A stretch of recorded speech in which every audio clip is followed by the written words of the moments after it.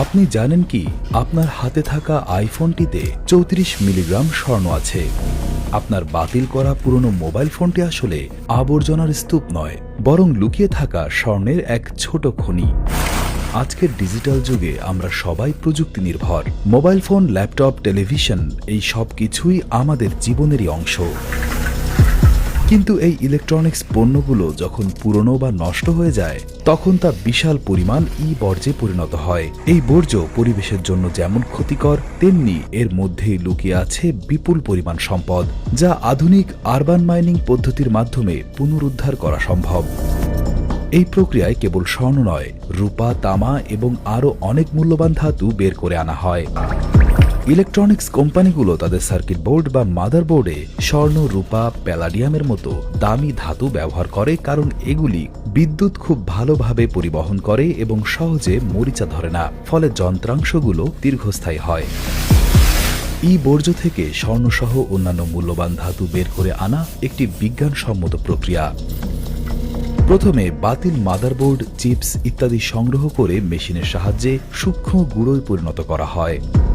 এরপর এই গুঁড়োকে একটি বিশেষ অ্যাসিড দ্রাবকে মেশানো হয়, যা তামা, নিকেল এবং টিনের মতো সাধারণ ধাতুগুলোকে গলিয়ে দ্রবণ থেকে আলাদা করে দেয়। এতে স্বর্ণ এবং অন্যান্য মূল্যবান ধাতুগুলো কঠিন অবস্থায় পড়ে থাকে।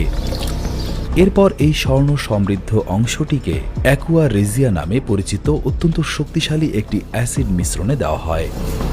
এই মিশ্রণটি স্বর্ণকে সম্পূর্ণরূপে গলিয়ে দেয় এবং দ্রবণ তৈরি করে। এই কাজটি কঠোর নিরাপত্তার সাথে পরীক্ষাগারে করা বাধ্যতামূলক, কারণ এতে ক্ষতিকারক গ্যাস নির্গত হয়।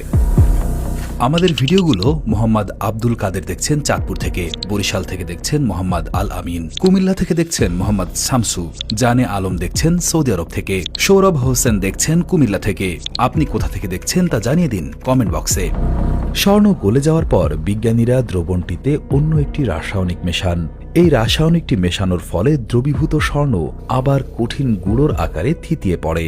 এই গুঁড়ো ছেঁকে, ধুয়ে এবং শুকিয়ে উচ্চ তাপমাত্রায় গলিয়ে স্বর্ণের বার তৈরি করা হয়। একটি আনুমানিক হিসাব অনুযায়ী ২৯২টি মাদারবোর্ড থেকে ১ ভরি খাঁটি স্বর্ণ পাওয়া সম্ভব। পরিমাণ ও প্রক্রিয়ার আকারের উপর নির্ভর করে পুরো কাজটি শেষ করতে বেশ কয়েকদিন সময় লাগতে পারে। এই প্রক্রিয়াটি অত্যন্ত লাভজনক, কারণ মাটির নিচ থেকে নতুন করে স্বর্ণ তোলার চেয়ে এই পদ্ধতিতে অনেক কম খরচে স্বর্ণ পাওয়া যায় এবং পরিবেশ দূষণও কমে। স্বর্ণ ছাড়াও এই বর্জ্য থেকে প্রচুর পরিমাণে রূপা, তামা, প্যালাডিয়াম, টিন এবং নিকেলের মতো ধাতু পাওয়া যায়।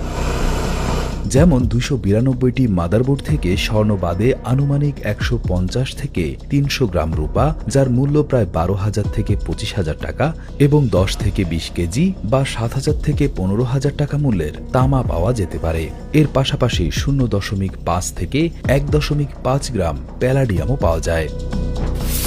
দামি ধাতু বের করার জন্য কম্পিউটার সিপিইউ এবং র্যাম চিপগুলো সবচেয়ে বেশি লাভজনক, কারণ ওজনের তুলনায় এদের মধ্যে স্বর্ণের ঘনত্ব সবচেয়ে বেশি থাকে। এছাড়াও ল্যাপটপ ব্যাটারিতে কোবাল্ট এবং লিথিয়াম এবং হার্ড ডিস্কে বিরল মৃত্তিকা উপাদান পাওয়া যায়। বর্জ্য থেকে মূল্যবান ধাতু পুনরুদ্ধারে বৈশ্বিক বাজার অত্যন্ত বড়। ২০১৯ সালের জাতিসংঘের একটি প্রতিবেদন অনুযায়ী বিশ্বে প্রতি বছর আনুমানিক ৫৭ বিলিয়ন মার্কিন ডলার সমমূল্যের মূল্যবান ধাতু বর্জ্যের স্তূপে জমা হয়। এর মধ্যে শুধুমাত্র স্বর্ণ, রূপা এবং প্যালাডিয়ামের বার্ষিক মূল্য ২০ বিলিয়ন মার্কিন ডলারেরও বেশি। এটি এমন একটি সম্পদ যা উত্তোলন করা হলে অনেক দেশের বাণিজ্য ঘাটতি কমতে পারে। বর্তমানে চীন, জাপান এবং ইউরোপের দেশগুলো এই আরবান মাইনিংয়ে সবচেয়ে এগিয়ে আছে। এই উদ্যোগটি পরিবেশকে রক্ষা করার পাশাপাশি ফেলে দেওয়া বর্জ্যকে লাভজনক সম্পদে পরিণত করে দেশের অর্থনীতিকে শক্তিশালী করার এক দারুণ উপায়।